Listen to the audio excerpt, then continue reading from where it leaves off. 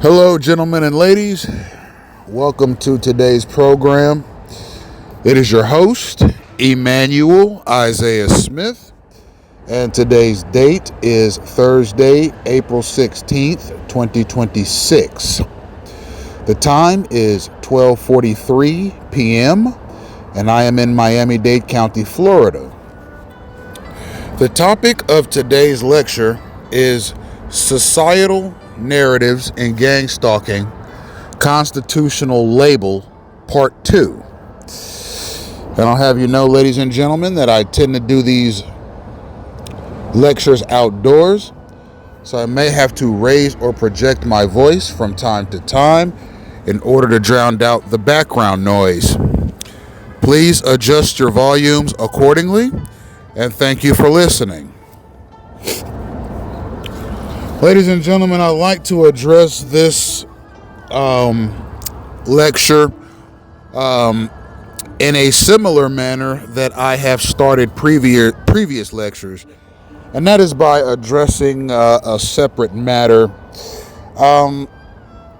It would appear to me, ladies and gentlemen, that part of gang stalking is allowing former enemies or people in your past who you may have not gotten along with, or perhaps people in your past that you've had conflicts or confrontations with, being able to get back at you through your gang stalking campaign by causing accidents, catastrophes, cataclysms, various deleterious circumstances, and disruptions in your personal and professional lives through the synchronization mechanism.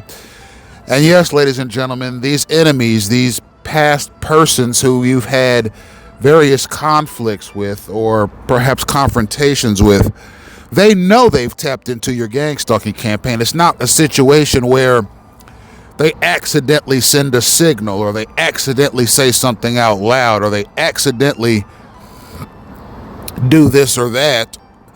There is an active mechanism, an active and identifiable mechanism that allows people that you've known in years past who may have had problems with you, or you may have had problems with them, or perhaps you were fierce competitors or rivals, or perhaps you were bitter enemies.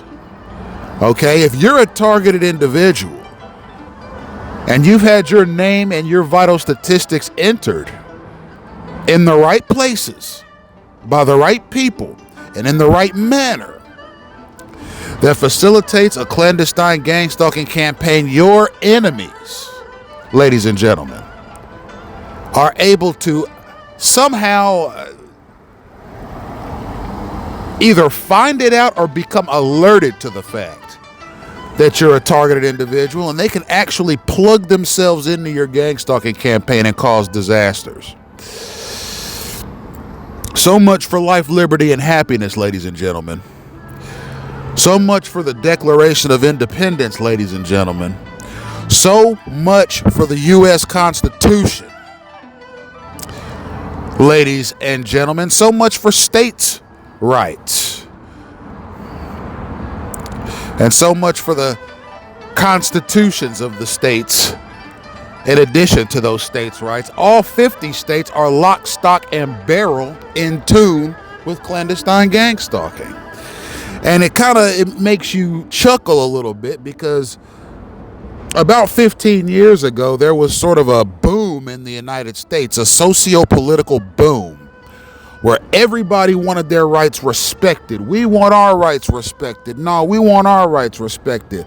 They want their rights respected. No, they want their rights respected. We all want our rights respected. Some of us are going to defect from the Republicans. Some of us are going to defect from the Democrats. Some of us are going to join libertarians. Some of us are going to join constitutionalist parties. Some of us are going to join the Tea Party. Some of us are going to join this party and that party and those parties and these parties, so we can all have more rights under the United States Constitution. But it got to a point, ladies and gentlemen, where all that went out the window, because people started plugging into gang stalking campaigns, and they were like, wow, This makes me feel powerful. You mean to tell me that the state is going to allow me to participate in a signaling mechanism where I could just walk outside my door, take a signal to a person, and essentially pester that person in a way that is so annoying that it borderlines on physical violence, and get away with it? And I could teach my wife and kids to do the same when they're out and about. You mean to tell me that there are annoyance tactics that I can tap into to get rid of people that I don't like, or maybe if somebody's around me that I don't want around me, or if somebody sits down next to me in a restaurant and I don't want them around my family? You mean to tell me that there are signals that I can look for that are provided by the state that will allow me the opportunity to pester and annoy people endlessly and without any consequences under the law? Well, sign me up, sign my family up. Okay, that's the mentality that a lot of gang stalkers have. And the thing about it, too, is they're not acting on their own behalf. They're not acting on their own power. They're acting on the power of somebody else. Somebody else is giving them a signal. Somebody else is telling them what to do, and they're following it like a well-trained dog. They're following signals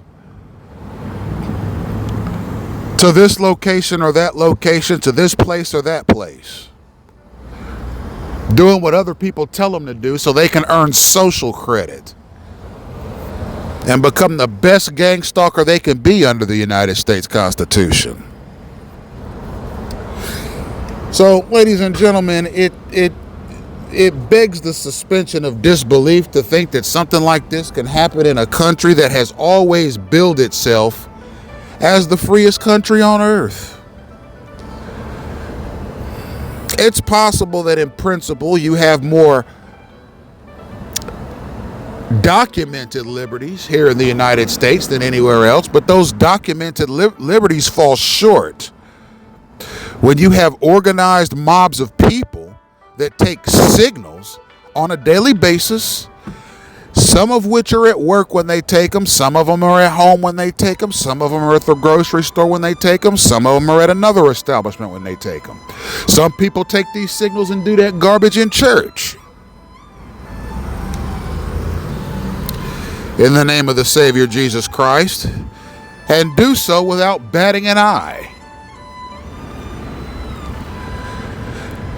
So it's difficult to gauge what this program, indeed, what has this mechanism done to people?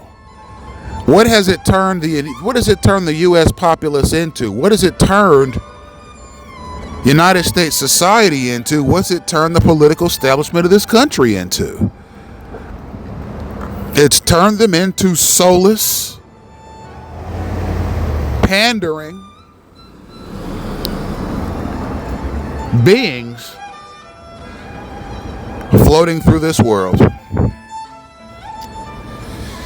And there appears to be absolutely no shame in the game of gang stalkers. They will do anything to anybody, even, again, man, woman, child. It does not matter. All they need is a signal which gives them the green light to do these things, and they will go up to you and pester you. Now, I'm going to address something real quick, ladies and gentlemen. I am going to address this this detail that I have that follows me everywhere I go. Now, ladies and gentlemen, I'm just going to say it outright. I have experienced gang stalking in various capacities for 30 years now. And there's not really too much that any stalker can do around me that I don't notice or that I can't call out. I can call out anything that a stalker does. It's easy for me to see. Okay, especially because I've been seeing it in heightened levels over the past 10 years. I can see it all. I see it all. There's very little that a stalker can put past me. Okay, I can point them out 2 miles down the street, ladies and gentlemen. 3 miles down the street on a Sunday. Day or night, any time of day, regardless of the activity, I can point out a signaler and a signal taker anytime, anywhere, any day without error. Okay, I have them timed, I have them figured out. I can't always avoid them because I'm only human. And sometimes I get physically exhausted with all the avoiding that I have to do with these stalker types. So sometimes I just have to sit in my chair or stand at my bus stop or go to my grocery store or go to my park or go to my library or go to wherever and just tolerate the foolishness. Because if I were to try to avoid every instance of gang stalking every single day, every single week, I mean, you might as well put me in the Olympics. You might as well, ladies and gentlemen, start an Olympic event called gang stalker avoidance. And just put me in there. I guarantee I'll get a gold medal. All right. Sign up the whole world for it, ladies and gentlemen. The whole world. Sign up the whole world for it. Every country that is in the Olympics, sign them up for gang stalker avoidance events. Put me in there against anybody in the world, I bet you I come in first place. I know how to avoid gang stalkers. I mean, you do need an Olympic event. You need an Olympic event called gang stalker avoidance, where you set up staged events and see who can avoid the stalkers the best. I got those stalkers timed, ladies and gentlemen. I mean, I got them so timed, I got them so down pat that there's nothing they can do to me that I cannot see and avoid.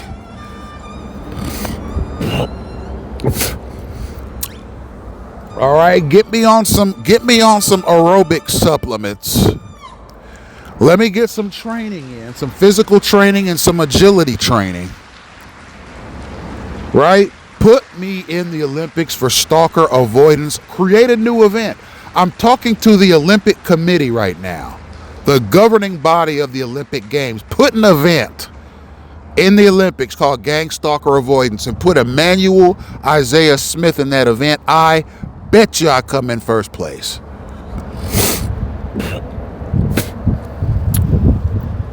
All right, they need to make some sort of a game out of this,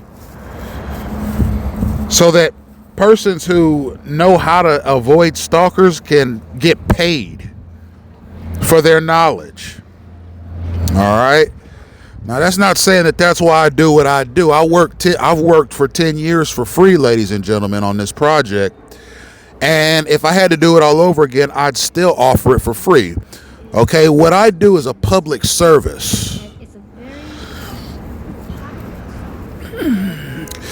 And any member of the worldwide community, the global community that wants to tune in can do so at no cost. I do accept donations, ladies and gentlemen, but that is not a prerequisite for hearing the truth about clandestine gang stalking.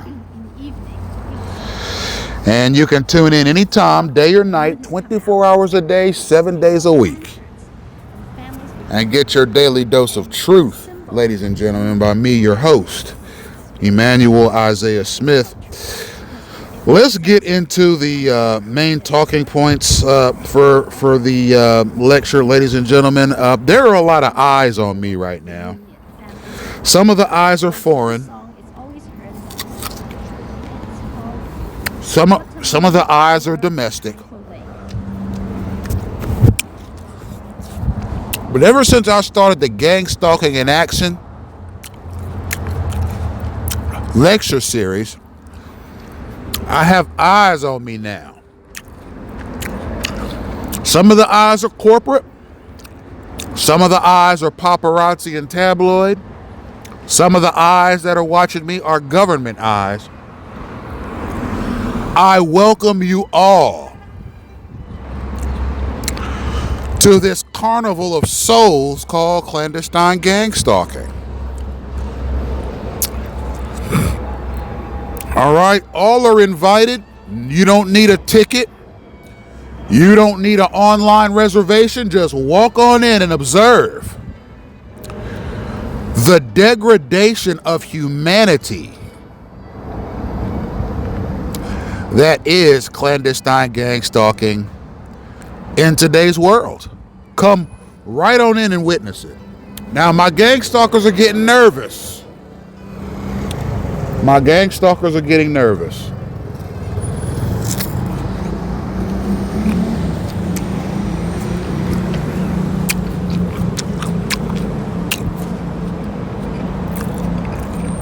And the reason they're getting nervous is because they know there are eyes on them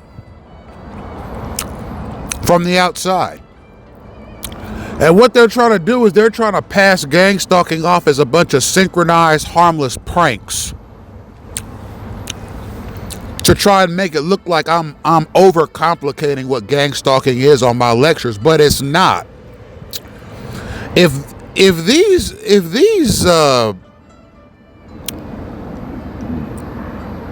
son of a guns that do gang stalking didn't realize that they had eyes watching them from governmental places, they would continue right on doing the same synchronized harassment, the same synchronized vehicle harassment, the same germ spreading, the same verbal assault, the same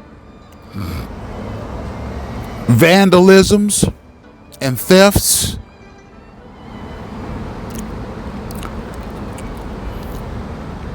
And various physical and psychological attacks that are used against targeted individuals. Gang stalkers are very cowardly. They only do what they can get away with. So now that there are governmental eyes watching me, my stalkers are sitting around trying to find ways to diminish what they do so that they don't look like a bunch of criminally liable pricks, which they are, jokers and useful idiots.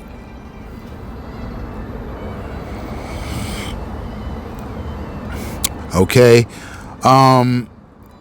there's an attempt to downplay what's happening. There's an attempt to downplay it. There's an attempt to do so much. There's an attempt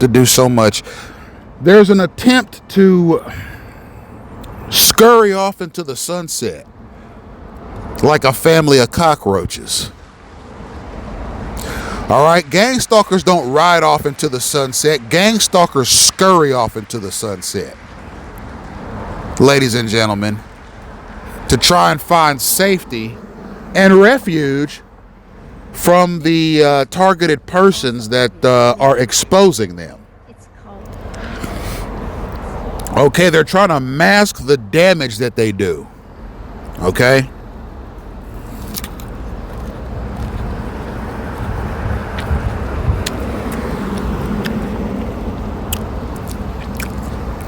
My significant other, Lori, she knows about it.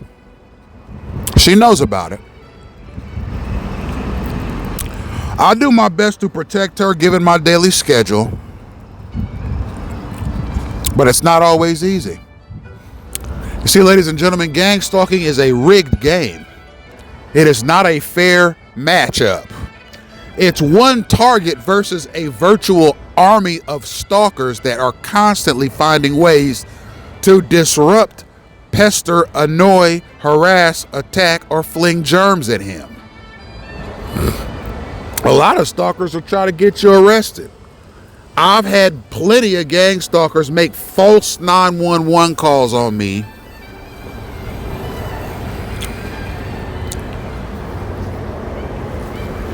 in an attempt to get me arrested.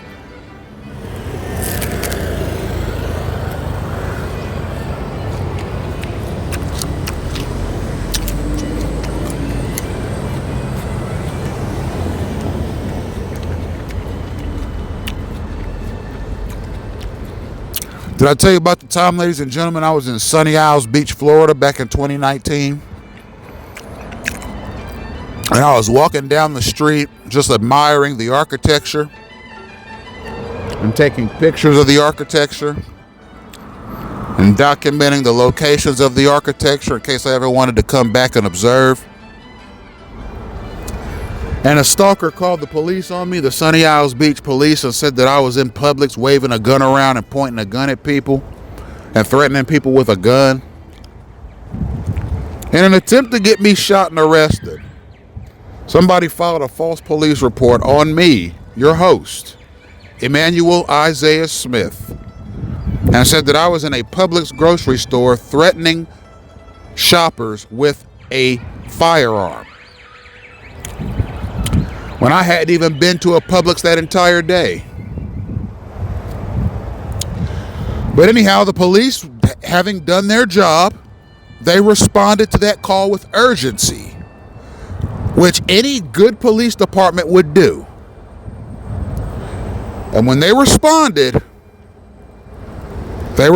cautiously, but they responded urgently because of the nature of the call. I mean, for all they knew, they had an active shooter situation. They wanted to be accurate, but they wanted to be smart. And I can't blame the police for reacting in the way they did or responding in the way they did because of the nature of the call, even though it was a false call. But I had a few officers respond to that, probably 10 or more. And they asked me what I was up to that day, and I told them just in the area, observing the architecture, observing the scenery, observing the beaches, taking pictures and video of everything and documenting everything. And they said, "Were you in Publix today?" And I said, "No, I was not." And they said, "Well, we had somebody call in and say you were in a Publix. They gave us your description and said you were in a Publix waving a pistol around." I said, "I have no such pistol, officer. You're more than welcome to search me if you want to, my bags and my belongings." And they said, "Well, if you don't mind, we'd like to." And the officer searched my bags, and determined that there was no threat, apologized for the inconvenience, and left. And even though that situation passed me by without incident, a troubling thought came to my mind later that night as I was preparing myself for bed. Now, mind you, this was before I met Lori. So I was a single man, a bachelor at this time. So as I was preparing myself for bed that day, I thought to myself, how on earth could a U.S. citizen make such a frightening or threatening phone call against another U.S. citizen, period?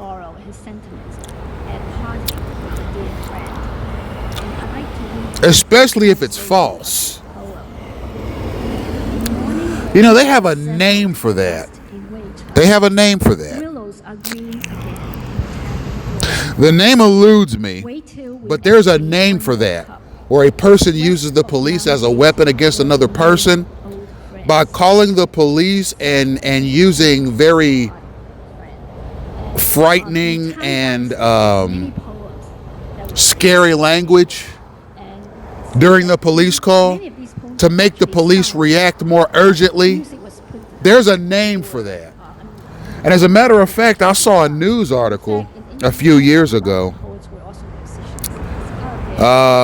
It may have been a year or two later in 2020 or 2021 where there were some guys here in the U.S. I can't remember what state it was in, but I think it was in the Midwest somewhere, where guys were playing online video games.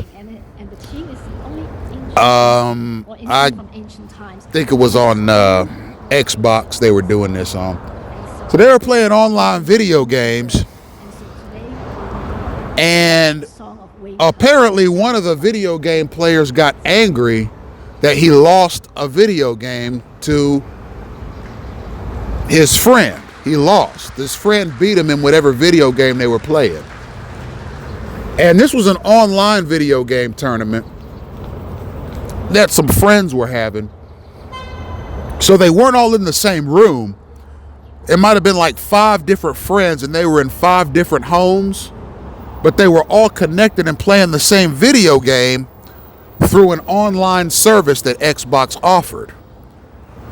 So one of the guys got mad at having lost in this video game, and he called the police on the guy that beat him and told the police that this guy had assault rifles and shotguns and pistols and wanted to shoot this man dead and assault this man and rob him and beat him to death in his own home.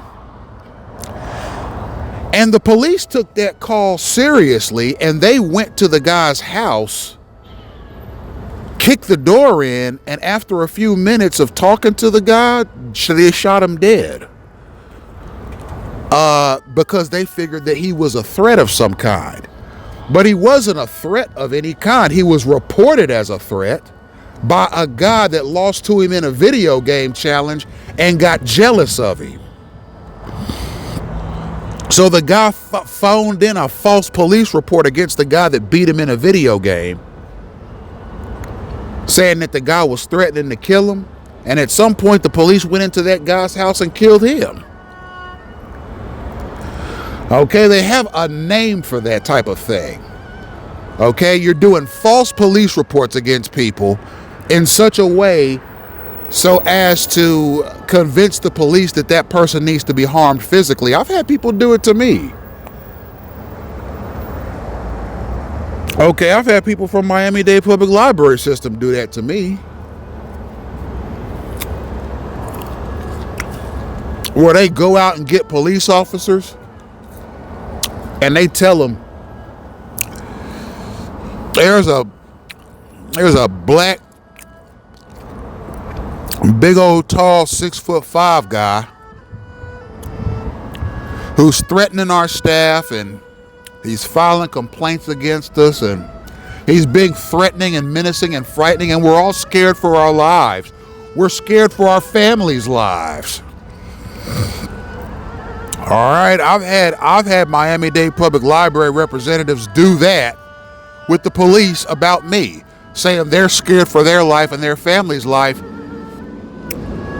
When what I was doing was I was walking around the perimeter of the library on a citizen patrol assignment for Miami-Dade Sheriff's Office. And the library staff members went and got a police officer. They went and got the most hot-headed, trigger-happy police officer they could find.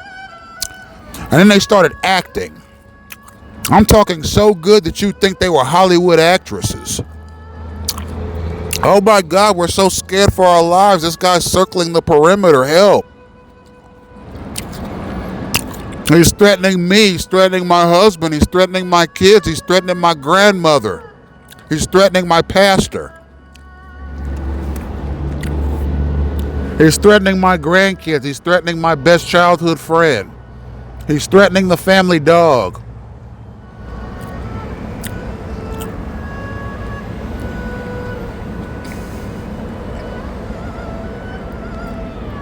We're so scared of him, we don't know what to do. Please help us. And this officer said back to him, he said, "Say no more. I am coming to your rescue. I'll get the perpetrator."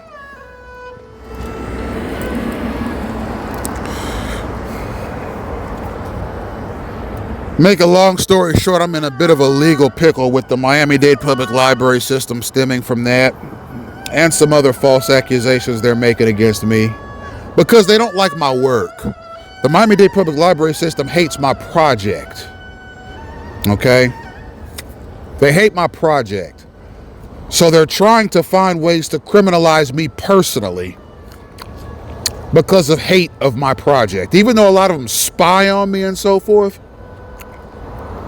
they spy on me for ammunition against my project. That's the Miami-Dade Public Library System's whole problem. They hate my project. I try to remind them of First Amendment rights. That doesn't help. You know, I filed multiple complaints against them at the federal, state, and local level, some of which are pending.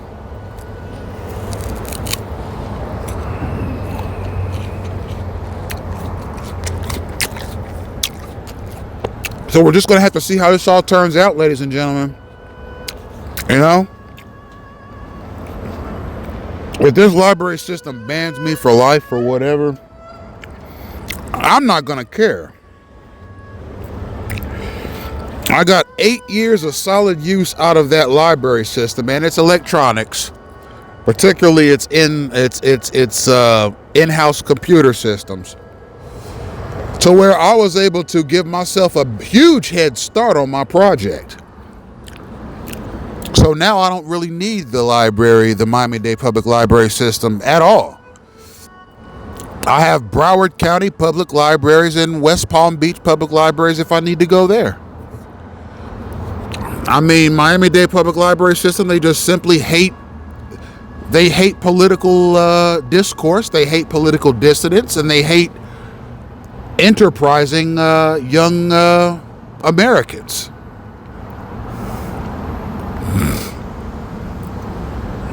So, but I know what that's like, ladies and gentlemen, to have somebody use a false police reporting narrative against you to try to get you harmed or bound legally to the system. Me myself, I've always avoided such foolishness, and I've never called the police in my life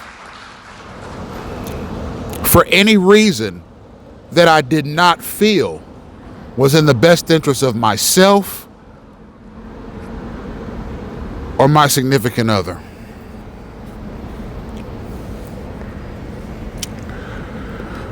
So, typically, ladies and gentlemen, it brings us back to our central and core components of this lecture, of this discourse. What is constitutionality, and why is it important? What is democracy, and why is it important? What is the rule of law, and why is it important? Well, I'll tell you why it's important. It's important because without laws, without governments, without oversight, humanity would exterminate itself quickly. I mean, if you were to suspend all laws worldwide right now and leave people to themselves, within 1,000 years, there would be no human race.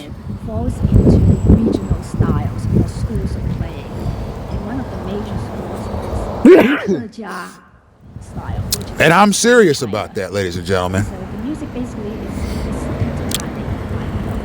In 1,000 years, the human race would be extinct if you were to take laws out of the equation. Okay, it is in human nature to destroy itself. It is in human nature to annihilate itself. It is in human nature to eliminate itself. It is in human nature to exterminate itself. Okay, the best and brightest and most resourceful and enterprising minds ever to grace this planet have put together rules, laws, ordinances, statutes, constitutions, and theological precepts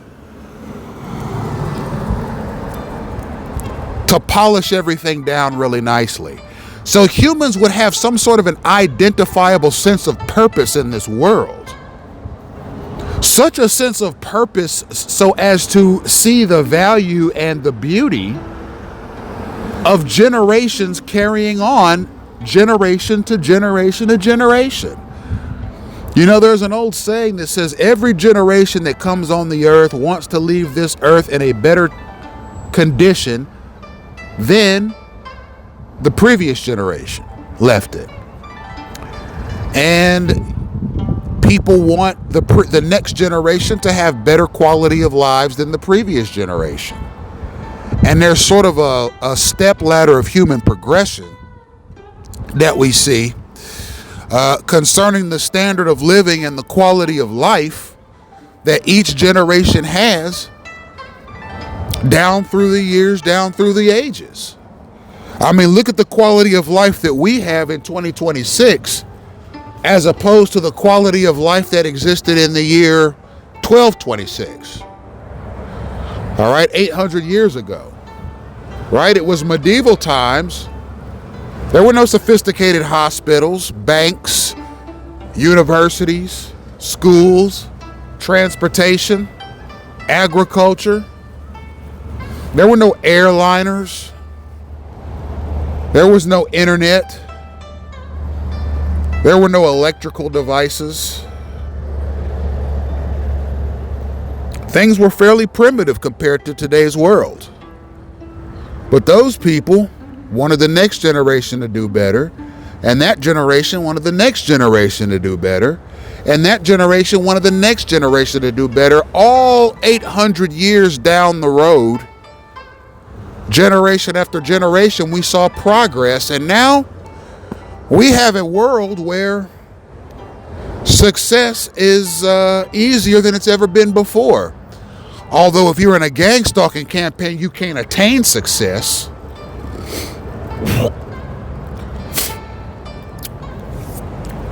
But it just goes to show, who cares about the Constitution? Who cares about the Bill of Rights? Who cares about the Declaration of Independence, ladies and gentlemen? Who cares about any of it? At the end of the day, human beings only want what's best for themselves. And that's okay. It's all right to be selfish. Selfishness, human selfishness has its purposes. But don't call yourself a constitutional republic if you ignore your constitution at the federal level. Don't call yourself a democracy if you're implementing products like gangstalking that the people can't vote on. Don't call yourself a shining city on the hill when you have people that have difficulty obtaining life, liberty, and happiness because other people have put together a signaling mechanism that has been apparently financed and authorized by the state to make life, liberty, and happiness more difficult to attain. All right, we're talking about clandestine gangstalking here, ladies and gentlemen. I invoke my First Amendment right now under the U.S. Constitution, my freedom of speech rights right now, ladies and gentlemen, to say what I'm saying right now.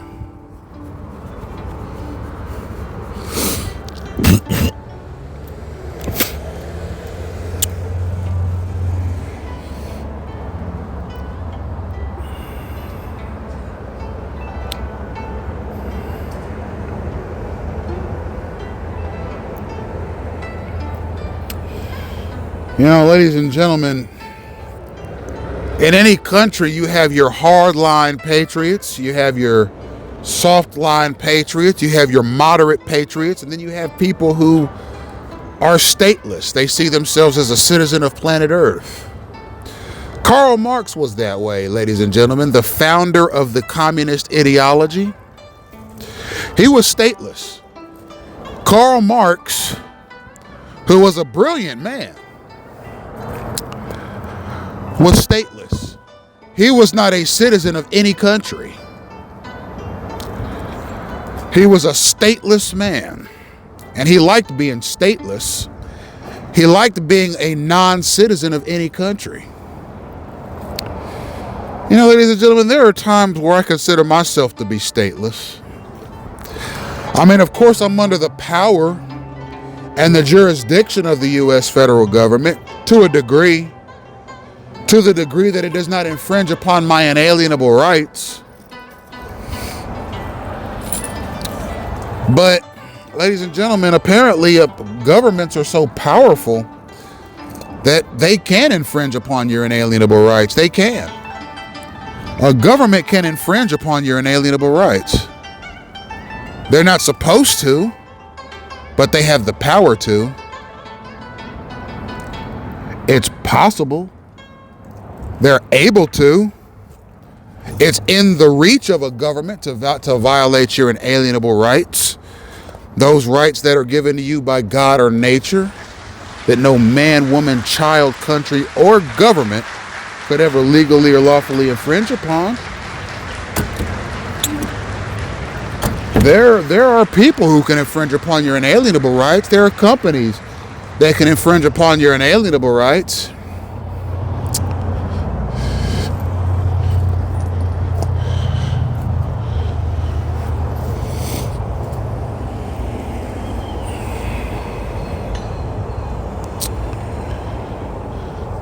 They're not supposed to, and if found to have been encroaching upon your inalienable rights, they have to stop under the law.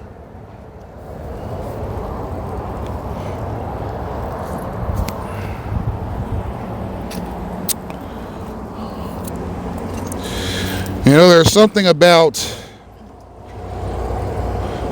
being direct.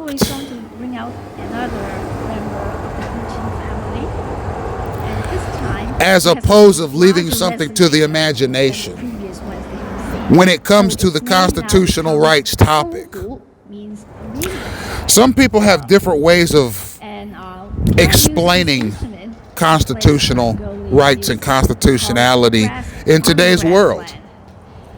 Some politicians have more of a abstract or prose approach. And so first, reflect on the. Some have more of a direct function So in the music, one will always when it comes to explaining or postulating on these matters. It doesn't matter how you approach it. What matters is that you say what needs to be said. Now, and in this piece on the brass and the instrument.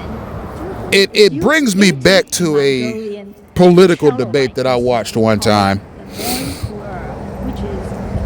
in which constitutionality was at the root of the political conflict. It was the 2004 presidential election between the incumbent president George W. Bush and the challenger John F. Kerry. And President Bush, to give you a little backstory, was the president that he was the president when 9/11 happened, and when the first military excursions into Iraq were ordered. Okay, that was the work of President George W. Bush. Now, mind you, I think President Bush acted on faulty intelligence, right?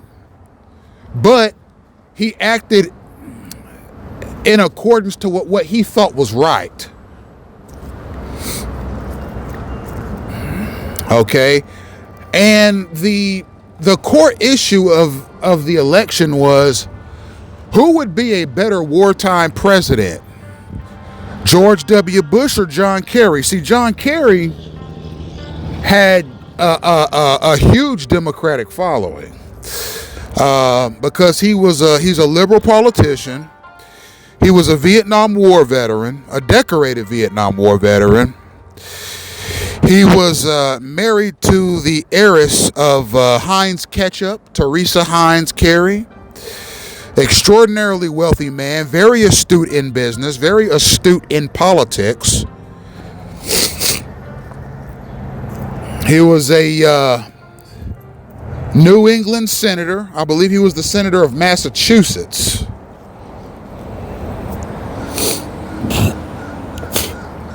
He was a Catholic.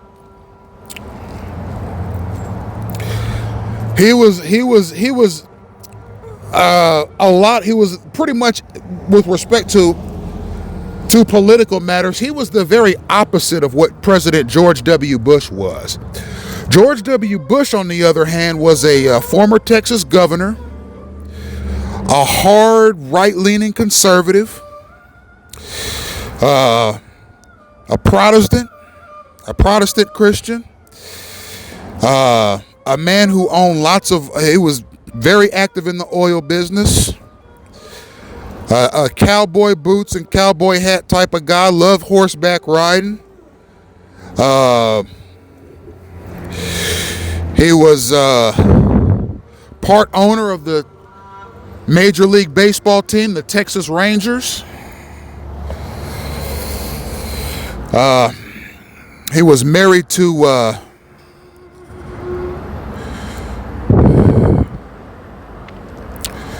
Mrs. Bush, who was a former librarian,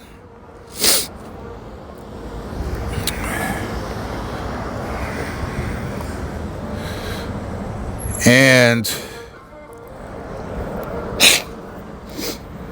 he was a man who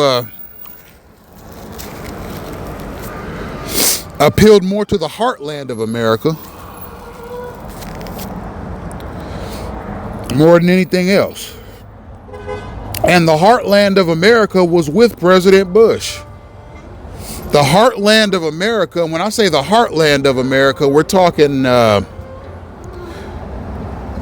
are a few states that are typically considered the heartland of America.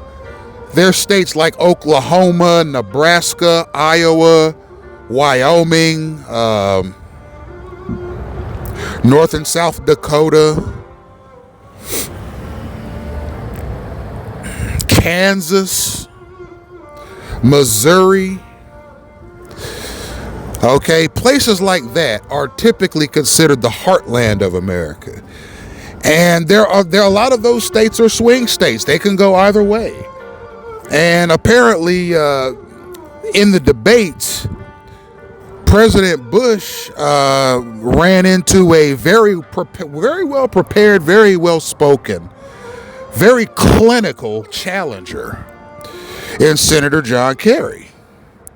I once heard one MSNBC news host, it was either Chris Matthews or Rachel Maddow, who said that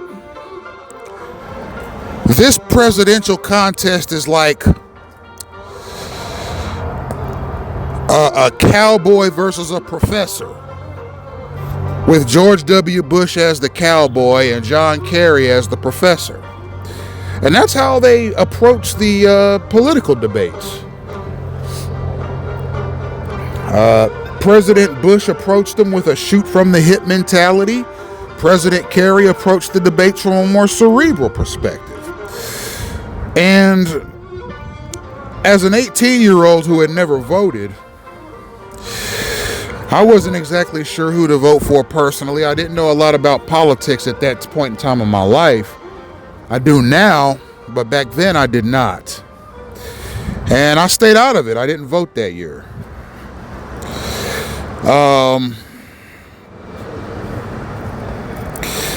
Because I wasn't exactly sure what the consequence of my vote would be, considering that we had a war. I did sign up for the draft, and I knew I was pro-draft, which is something that more Republicans than Democrats back in those times were in favor of. But I stayed out of that particular contest, although I was very amused by it. And even years later, looking back on it,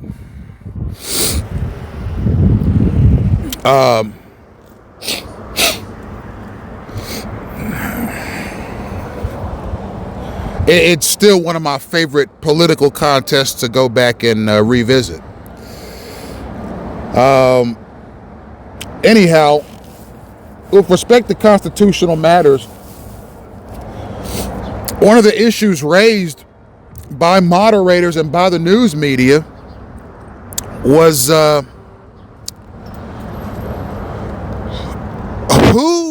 who is right, Senator Bush or President Bush, Senator Kerry or President Bush on this topic. President Bush went to war without a authorization from Congress. John Kerry is saying, well, because George Bush went to war in Iraq without an authorization from Congress, he violated the Constitution, saying that essentially Congress has to formally declare a war before it prosecutes it. Congress has to vote in favor of a war before it can be fought, is what Senator Kerry was saying. And President Bush turned around and said, you know, I don't have to rely on votes from Congress or anybody else to take steps that I think need to be taken in defense of the homeland. Keep in mind, Senator Kerry, we lost about 3,500 people on 9/11. And I, as the United States President and as Commander-in-Chief,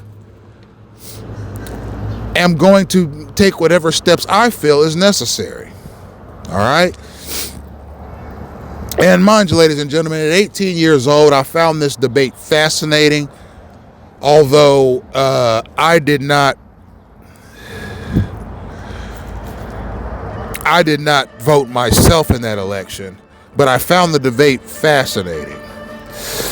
And the American people sided with President Bush, well, the voting bloc of the American people. Only about 50% of eligible U.S. adults voted. But that's any election. Only about 50% of eligible voters in this country vote.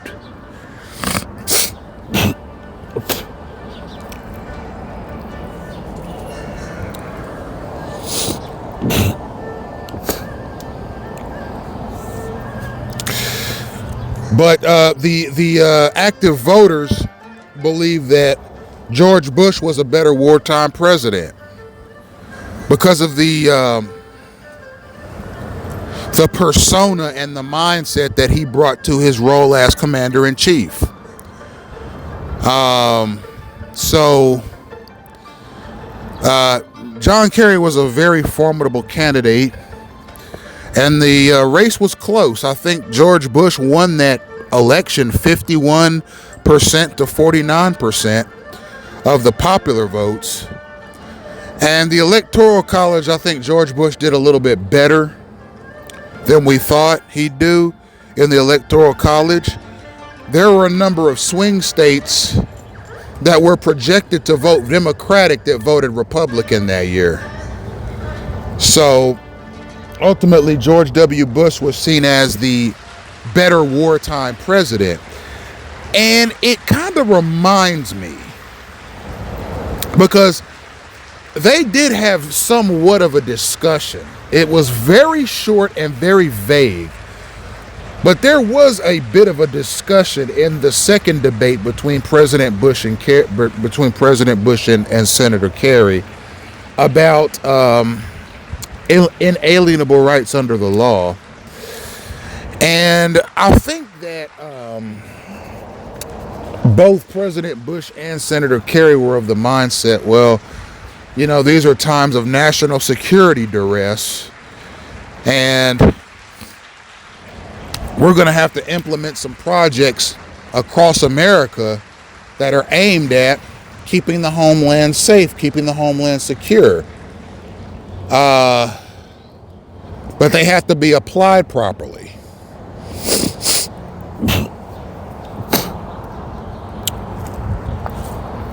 Please excuse the abnormal and excessive instances of spitting, ladies and gentlemen. I'm feeling a bit nasally today. And despite having cleared my sinuses before this lecture, I'm still feeling quite nasally. I'm not quite sick, but I am nasally. And I apologize for the distraction. However, they are going to be fewer and further in between as I am taking anti-allergy medication right this very second.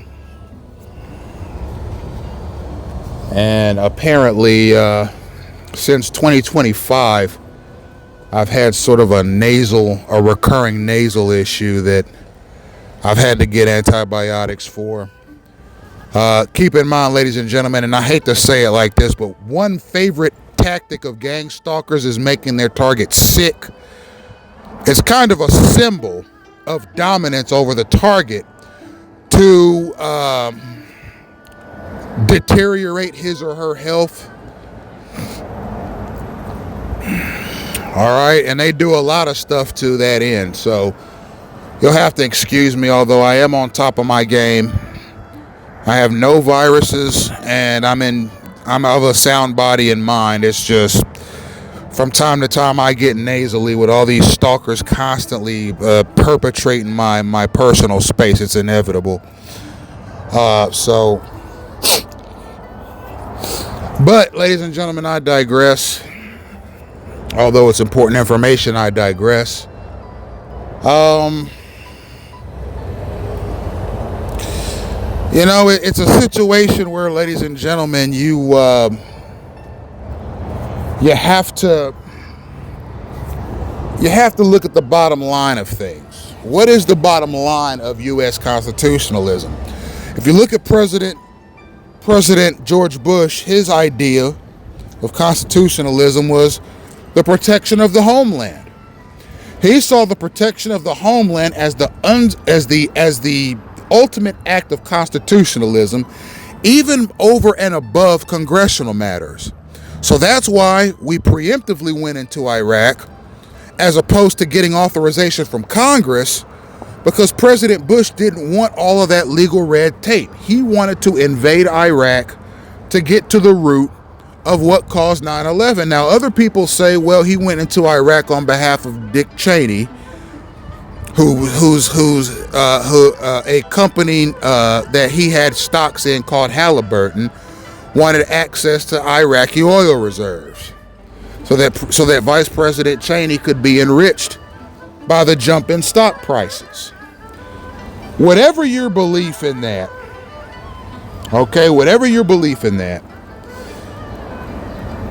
whether you think the president was righteous or acted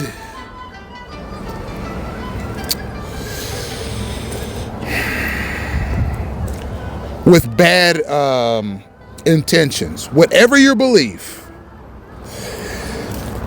President George W. Bush was seen as the best choice for America in those times, even though he wanted to bypass Congress and enter Iraq preemptively. John Kerry, on the other hand, saw constitutionalism as obeying the Constitution strictly. Never go to war without authorization from Congress. That was John Kerry's stance.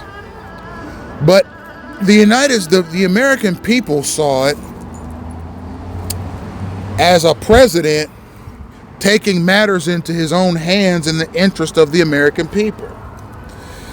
They saw President Bush's actions as the best course of action, because it was based on a sense of urgency. With 9/11 fresh on everyone's mind, and everyone thinking that every Muslim on planet Earth and every Arab on planet Earth were terrorists and jihadists. That was the mindset of a lot of Americans in those days, ladies and gentlemen. Yes, it absolutely was, too. They wanted the United States to go into Iraq, which was an Arab Muslim country, and exact justice, with or without Congress's approval. And I think the majority of Americans saw that invasion as the best defense of the U.S. Constitution that was possible at that time. And while John Kerry's more clinical approach to war was more in line with the written words of the Constitution, the American people sided with George W. Bush in that election because they thought that his idea of constitutionalism, which is protecting the homeland, was of more value to them as voters than President Kerry's strict interpretationist mindset. So, when you look at clandestine gangstalking, you could put gangstalking to a vote. You could say, well, does gangstalking assist the national security apparatus in keeping the homeland safe? Or is it just a way for one segment of the population to harm and take advantage of another segment of the population without recourse? You see, it would be nice to get a Department of War, a Department of Justice, or a congressional, presidential, or Supreme Court explanation as to what gangstalking is and why it exists, so as to get some rationale. People questioned MK Ultra back in the 1960s. Why is the CIA conducting experiments on human subjects with taxpayer money? We need answers. And then about 5 years after the program ended, then we started seeing CIA workers questioned by the Senate, questioned by newspapers, questioned by television stations, questioned by investigative journalists. Why are U.S. citizens being experimented on by the federal establishment of this country?